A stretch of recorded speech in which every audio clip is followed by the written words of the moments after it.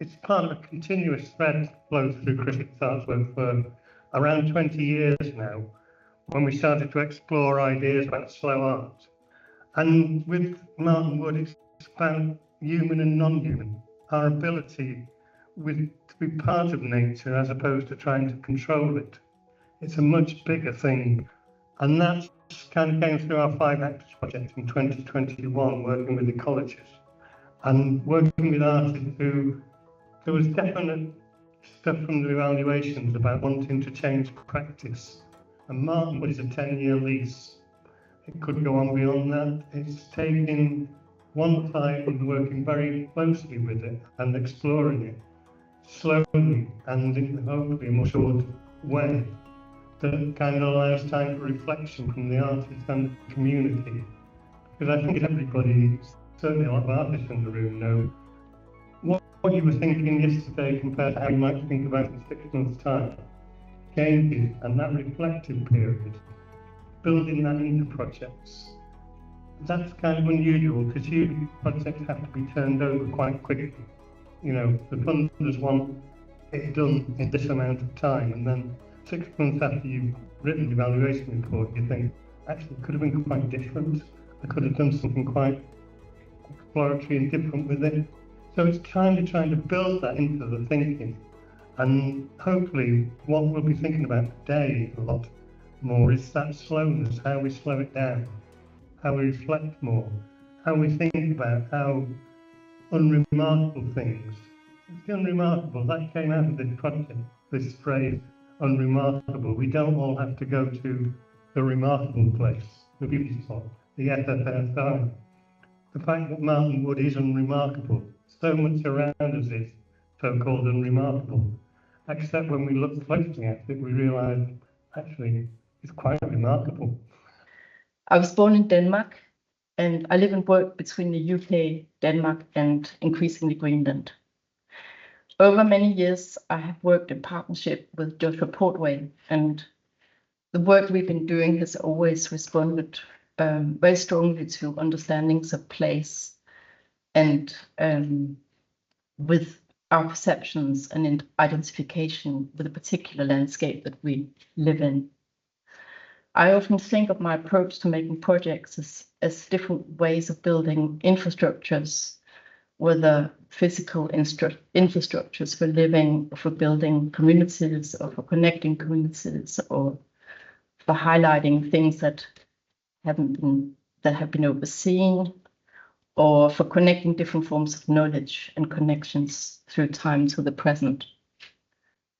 When I'm developing ideas for a specific work, it has usually involved very long periods of research to understand what is needed in this specific place and why this idea needs to be brought to life in this particular context, whether it has a reason to be brought to life. The idea will define the methods we use, and I therefore often work closely with experts across disciplines to develop new ways of visualizing responses to complex questions. And these processes have made me really interested in artistic methods as a way of producing knowledge. And so over the years, I have also become interested in what ways artists' methods can have a real impact on society and also on policy making, and the importance of these ways of working at this moment in time. We became interested in whether it might be possible to visualize the wind. We did so by creating a physical and a virtual artistic intervention in the landscape that rendered the wind visible in that location. So it allowed audiences to visually see and play with the wind in the landscape in which they were standing and to see how it interacted with the landscape. The way we visualized it was through particles swirling around in the landscape, millions of particles that were caught up in a virtual wind. And it was rendered visible as a flow of air over the landscape and eddying around the dunes of the coastal landscape. So walking through the dunes, you could literally see the air around you, and people were interacting with it and with the real wind at the same time in the landscape. So this moves on to projects that started to develop a more community-involved ways of using environmental data, and it's called Folkhorn Requiem. It was developed in the northeast of the UK at a place called Sudor Lighthouse. The project was about Sudor Lighthouse, and it became an exploration into the meaning of the sound of the folkhorn in the coastal landscape, and what it means to the sense of identity and understanding of a coastal landscape. And the idea was to create a piece of music, a requiem for the lighthouse folkhorn, through music that was played by this maritime community itself. So this project could only happen if the maritime community wanted this to happen, because they were the performers. It was an orchestra of 50 ships on the North Sea, with 3 brass bands and a lighthouse folkhorn, the Sudor folkhorn. Each ship was an instrument in the orchestra. So basically it was an orchestra placed miles across the sea, and the sounds had to travel and be calibrated across the sea and arrive in time with the orchestras on land.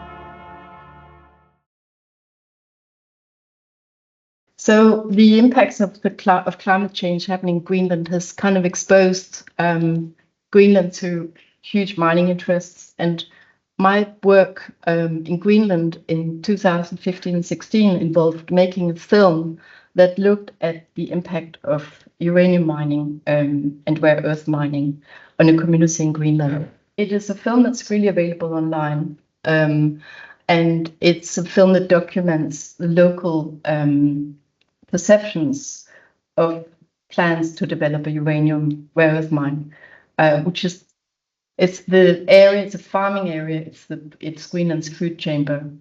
What happened some years after was an extraordinary thing where this had previously been a taboo to discuss in Greenland. The mine was so controversial that it was taboo.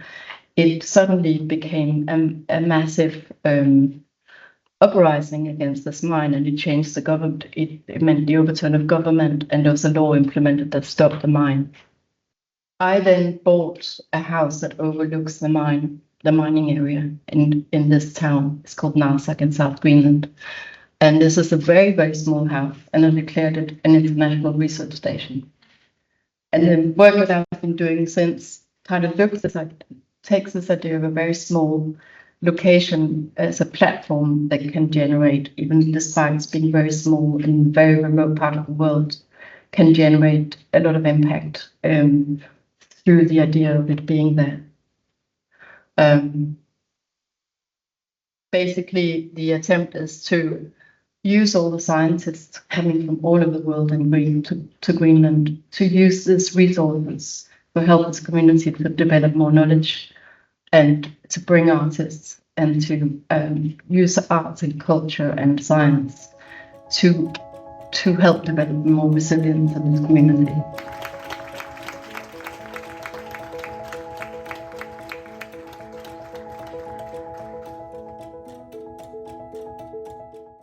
Yeah, it was news to me that my work was research when I first started working in university.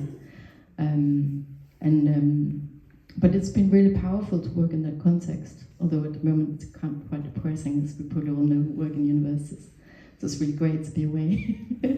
but I think it's been incredibly empowering to think of this way of working in the university context. It's really helped me to learn to think much more ambitiously, also about how there's no limit to how we can work as artists, and how we need to think much bigger, and we need the world to help us think bigger, because we are often working in very limited contexts that doesn't provide a lot of inspiration for thinking much, much bigger. And at the moment, the world really needs us to think a lot bigger and much more consequential. So we have to argue that our work is essential for thinking about things in new ways, because so much thinking is so kind of limited in boxes, and it's very the holistic thinking that artists do, and the critical thinking that artists do, is incredibly important right now.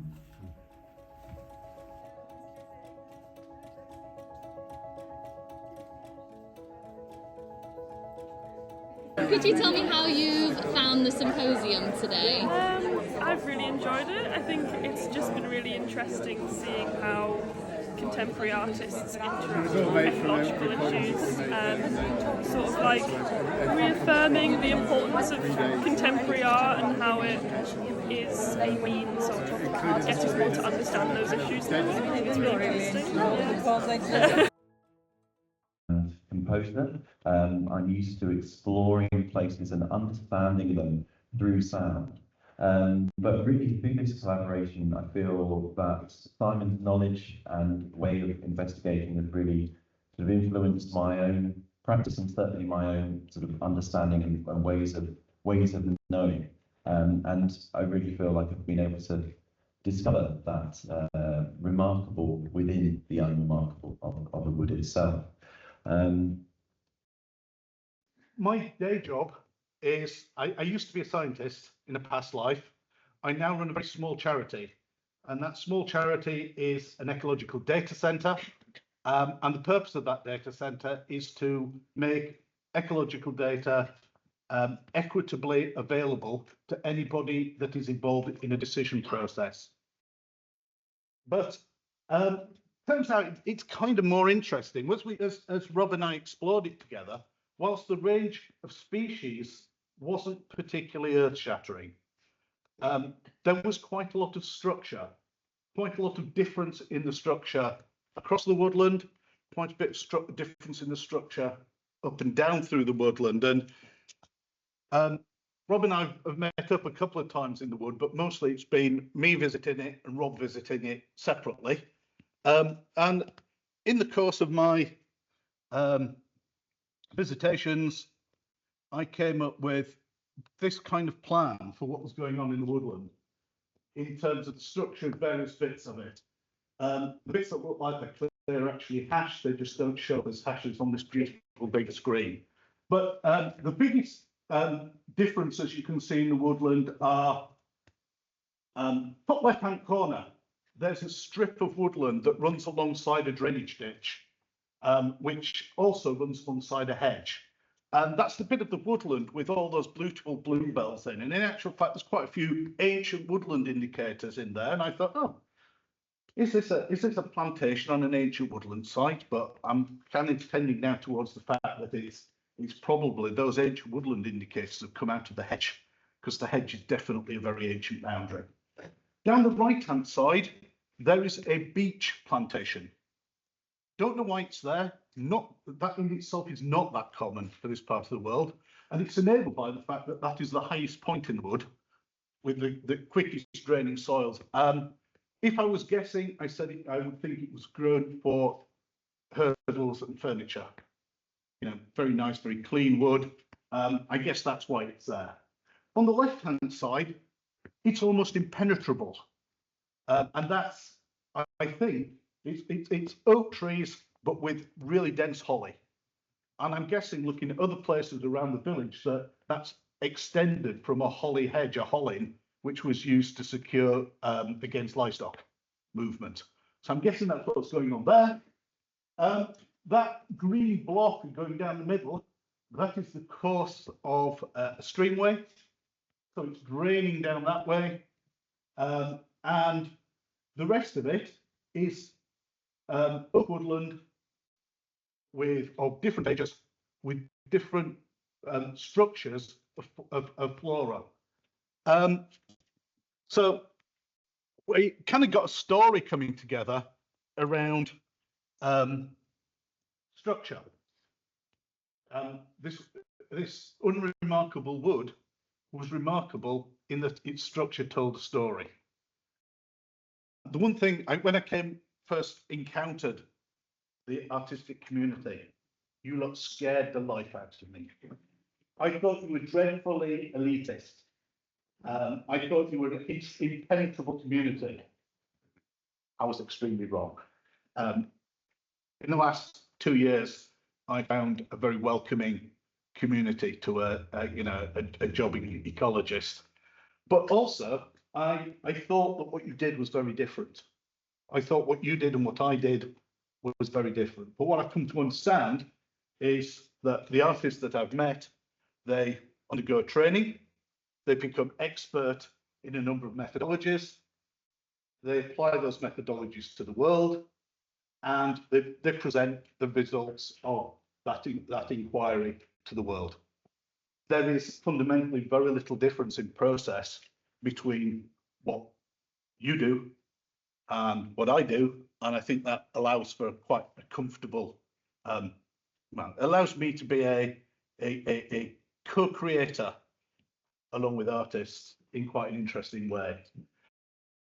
And it's interesting what you're saying about the kind of arts and science. A long time ago, my undergraduate degree was actually a joint degree in geology and music at Keele University. So I guess for a long time, I've not really seen much of a distinction in terms of the arts and the sciences and the ways. They're just different sort of lenses to investigate things through. And I think we were talking about how you might express this in music, and you said this is kind of more like the blues, and this kind of open fifth, and the oak woodland is more like jazz, with all of these clusters of notes. So I put some contact microphones into the soil, which is very humus rich. It's very kind of you can lots of sort of decaying leaves and things. It's very easy to kind of plunge the microphones into. And this is the sound. This is the sound of the soil of Martin Wood.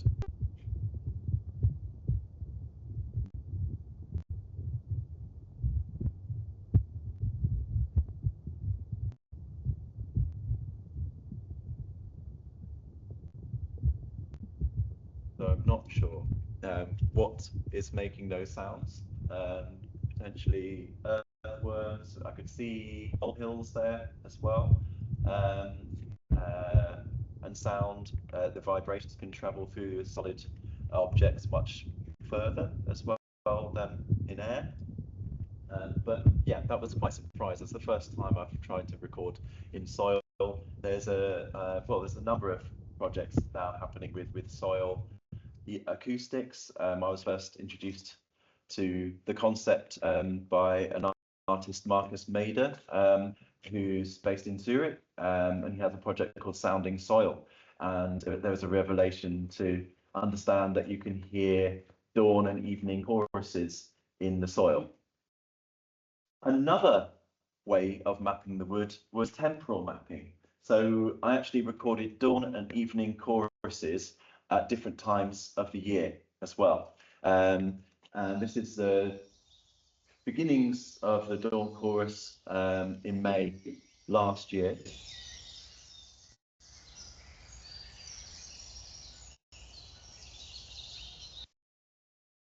And then finally, I wanted to acknowledge that our own presence in the wood in some ways influences the behaviour of the organisms that are there.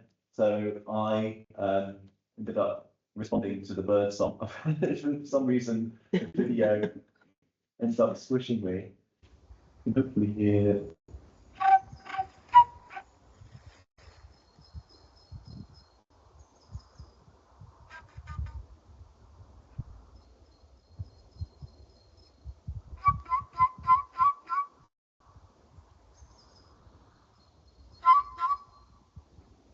How have you found the symposium today? Very freeing, a moment of time to do something a little different and think about things in a different way. How have you found the symposium so far today? Well, it's been really inspiring, and it's given me a lot of ideas in parallel to my own work and the way I'm sort of thinking. So it's opened up my mind to really maybe think about being still and listening, and having gone on the Laura's workshop sort of last week with Debbie as well. That was really great to be part of that. And yeah, it's just the different speakers and the whole organisation and everything. It's been excellent. Oh, amazing, thank you. And what about yourself? How have you found today so far? Yeah, I think for me it's been about connections and connecting with some artists that I've met before, and kind of reaffirming those connections, which have been really nice. And also my practice has always been associated with working with the landscape in a particular way, which is quite solitary, and then learning about how cooperation and collaboration are really, really important when it comes to working with contemporary landscape issues. So I'm really excited to explore that now that I've been here. So. My name is Eric Moscopetis, and I am one half of Mia and Eric. We are an interdisciplinary artist team based in Calgary, Alberta, Canada, and we have been working together for almost 2 decades. Our practice combines socially engaged art, performance, craft, and research. We often work in public spaces, developing long-term projects that begin with observation and evolve through relationships. We are deeply invested in the intersection of art and ecology because it gives us a space to confront and navigate the 3 interconnected crises shaping our time: the climate crisis, the biodiversity crisis, and the crisis of community. These are not isolated challenges. They are deeply tied to one another in compounding ways that demand collective action and imagination. What interests us about the function of art and community engagement is how it can hold space for grief, resistance, and hope while bringing people together to create futures rooted in justice and care. The projects we're sharing with you today, 3 Woods, is a multi-year, multi-country series of site-specific works that explore human-forest relationships across 3 different European woodlands. 3 Woods is the umbrella name for a trilogy of forest-based processes developed through long-term engagement in Germany, England, and Norway, and commissioned by 3 European partners. It's a project that was never just about forests. It was about how forests as multi-species communities hold memory, conflict, care, and future possibility. And 3 Woods, of course, is about how artists might create space for those stories to surface, shift, and circulate. They are cultivated landscapes, deeply entangled with human history, policy, and worldview. From the outset, we were not only interested in the hyperlocal, we wanted to know, how do small forests reflect global dynamics like climate crisis, deforestation, colonial botany, and extractive governance? What do these woods teach us about responsibility and possibility? Our methodology is best described as artful research. That means we combine archival study, fieldwork, interdisciplinary collaboration, and socially engaged processes to explore site-specific questions. It's a practice grounded in inquiry, not outcome. We don't begin with a project to complete. We begin with curiosity, and we let relationships, patterns, and context shape the form of the work. Hello Neighbors sounds simple, but this work consistently surprised people. In our distracted world, spending focused time with a non-human being can be profound. People discovered textures, patterns, sounds, and relationships they had never noticed. The conversations afterward revealed how this attention shifted their sense of the forest from backdrop to community. These 3 examples show the range of what emerged from the process, from intimate encounter to large-scale installation to ongoing resource. Each grew from the specific context and relationships we built, but all share a commitment to making space for different ways of knowing and being in relationship with forests. At its core, 3 Woods is about knowledge, how it is produced, how it is held, and how it is shared. We've come to understand forests not only as ecological systems, but systems of memory, governance, and cultural meaning. They are places where human and more than human histories layer together, shaped by geology, policy, conflict, management, and love. We draw inspiration from thinkers who help us stay with complexity rather than seeking easy answers. This includes perspectives from critical disability studies and neurodivergence, which asks us to rethink what counts as intelligence, as value, as voice. These fields help us resist default logics, what is measurable, legible, dominant, and invites us to explore other grammars, movement, intuition, rhythm, and care. In our own practice, we often talk about tree time, a non-linear temporality rooted in ecological processes rather than human urgency. And we understand care not as sentiment, but as a sustained, embodied practice of showing up and staying with. Something we wrote in response to the thematic of today's conference has since become a kind of touchstone for us. We wrote, "Woodlands contain a multitude of human and more than human histories, and are sites where the climate crisis, the biodiversity crisis, and the crisis of community all intersect. As artists, we must turn our skills towards these spaces, not as saviors, but as good neighbors. Woodlands are remarkable only so long as we treat them as other. Making them unremarkable may be the very thing that makes us humans remarkable again." Artists and scientists, rather than thinking that they're going to give me information and I'm going to give them. It's a sort of like, where can you find the shared kind of endeavour, really? Like, so sampling is quite a nice, they're often going to do sampling. Well, I am too, but in a very different way. And so I think there's kind of, there are outputs, and you want there to be outputs as well, but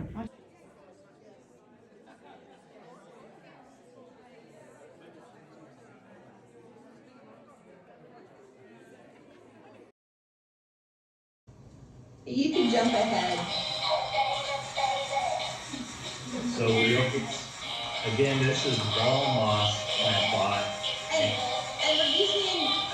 we're using a cultural song that everybody knows, or an earworm, because you're already familiar with it and you're comfortable with it. And then if you just twist that a little bit, it becomes extra bizarre because it's something you think you recognize. You both think you recognize the plant and the song, but you've never seen them like this before. Okay, you can go next. Plants are hidden into nature, and when I was a kid in Canada, we used to go out with the rangers and learn about the plants, and so we're replicating that. We're taking communities through these nature walks, and we do talk about plants that are supposed to be there, but mixed in with that are hidden plants that start singing and dancing to the participants on the nature walk, and we can tell them about these mythologies we've created for these plants that also talk about an environmental problem in the area. Go ahead and go next. It was though, because it's going to this idyllic village as well, and that village hall is absolutely beautiful and it's so quiet. Yeah. And then being in the woodlands, like I said earlier, was like its own little sort of safe space. I mean, the wood itself is a big character, I think, in the whole thing that we're doing. You know, the sort of energy, the spirit, if you like, of the actual wood itself, I think for all of us was just a really healing place to be. All that stuff, really, all the stuff around the topography of the land and how it was planted, its history, you know, all the stuff that David did around, you know, thinking about the interconnectedness between this wood and the rest of its landscape. It just opened up a whole different, like a hidden world, really. You walk in and you see trees, but then what next? So how have you found the symposium today? Really good, really good. I think it's the breadth of the speakers has been fascinating. I wasn't entirely sure what to expect, but I think from the first speaker to the last one, it has covered so many different aspects of ecology and art, and it has really got me thinking. You know, I realise sort of how insular my little creative practice life is, and I love that sort of local to global phrase which we heard from the first speaker, and that's going to stick in my head.